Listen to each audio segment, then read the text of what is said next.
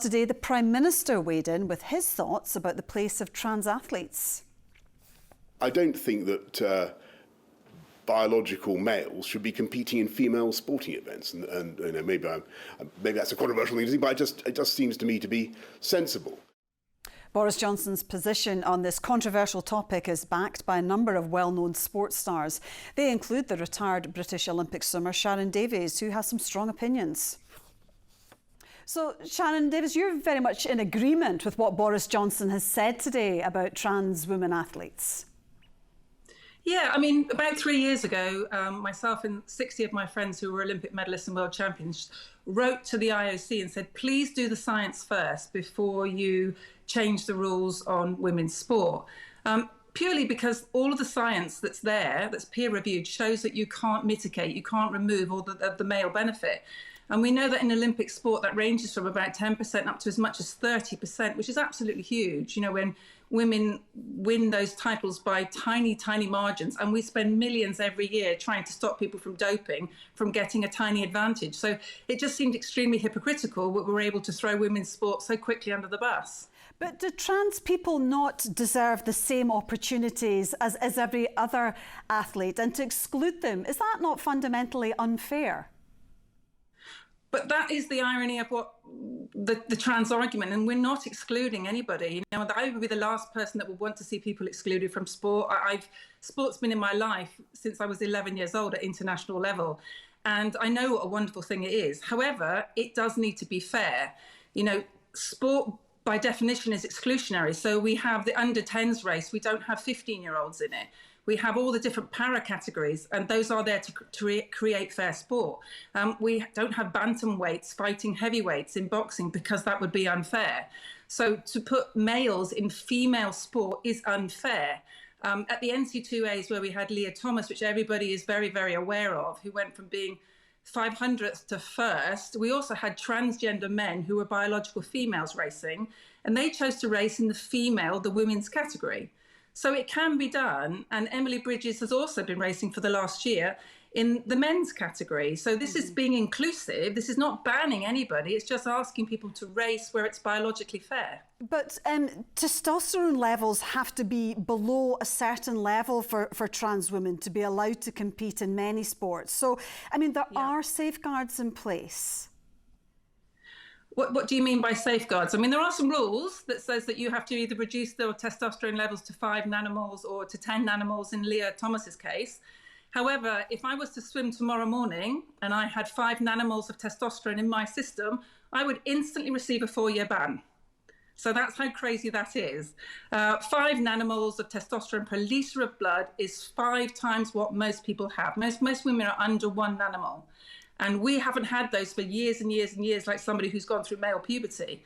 So to reduce your testosterone to 5 times what most females have for just 1 year is absolutely not levelling the playing field. So, you know, as I say, all the peer-reviewed science shows that we can't remove the male advantage. And that's why should females not be allowed to have the same opportunities in sport that males are allowed to have? The Olympic Committee guidance says that there should be no assumption that a trans athlete automatically has an unfair advantage in female events. So, you know, that's the governing body, and they seem to have thought that through very clearly, and that's their position. Well, they haven't thought it through very clearly, because the only people they had advocating were transgender athletes. So they didn't ask a single female athlete what their opinion was. They didn't do the science at all. And in fact, just last year, they turned around and reduced any form of suppressant of testosterone altogether. So basically, you can just identify as a woman and you could be racing a woman the next day. And everybody knows that's not fair. So what happened was that the IOC just decided they didn't want to deal with the problem. They would pass that on to the international governing bodies. And some of them have dealt with it reasonably well. Some have dealt with it very poorly. FINA, which is the swimming governing body, after what happened in America just a couple of weeks ago, have come up with a new policy which they are putting in place pre our World Championships, which are in the summer. And they are quite strict, but they still don't go far enough. You know, I feel very strongly we ought to have an open category where everybody is welcome and it's inclusive, and we should have a female protected category. And that way, both biological men and biological women get an equal opportunity at success in sport. Trans women say they are women, so it is fundamentally unfair to say they can't compete in women's sport because they are women. that trans men are females, trans women are males. Okay. That's the truth. Whether you like it or no, that is the truth. So trans women may be a trans woman, but she's a male.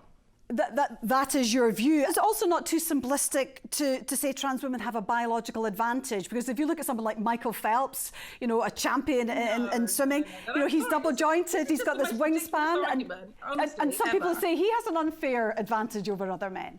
So Michael Phelps only holds one world record still. He's been beaten by people that aren't as tall as him, that don't have such a large wingspan as him. He holds one world record. And the person who's next to him, the next male in that particular event, the 400 IM, he's less than 0.25% behind him. He is 12.5% in front of the next female. So the gambit of Michael Phelps is just rubbish. I'm really sorry. It's just something that gets wheeled out, and it's just not true. Should we be showing more empathy towards trans athletes? In what way? Well, by being more inclusive. And understanding of what must be a very difficult journey for many people. Women should just not have the same opportunities. But to be more understanding of their situation and what they feel is their right to be competing in women's sport. So do you think that women should roll over and not have the same opportunities? Is that what you're saying? You're saying that I'm supposed to move over in my sport so that someone who's male can come in and win those medals? Oh, well, I was asking you, Sharron, but... OK, so that I've already told you what I feel about this. Everybody knows what I feel about this. I've been talking about it for 3 years. I am just so pleased that now people are able to see what we've been trying to say. You know, I think everyone has tried very hard, but actually the reality of it is that you will go from being 500 in the men after racing as a man for 21 years. You will transition for 1 year and you will beat 3 Olympic silver medalists. That's not fair.